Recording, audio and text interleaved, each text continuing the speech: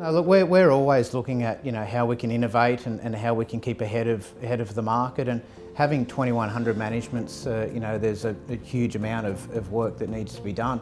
For instance, for January, we've just had a look at the numbers there. We just finished off just over 500 completed work orders, and through doing the systems through Maintenance Manager, the communication between property manager, tenant, landlord and trade just works smoothly for us, and there's alerts popping in and out all the time, so we're sort of always up to date.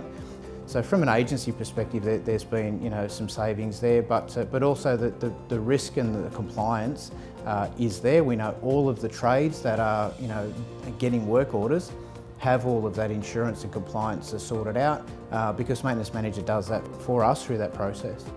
It certainly has taken our maintenance works from all the jobs into a structure and a system which previously was predominantly REST and a bit of a void, to now everything's completely visual for whoever's got access, which is the key players in our organisation. So look, it has, for the repair and maintenance side of the business, it has really transformed that. Okay, and I'm sure that others that might take on the system will experience the same sort of process that we have.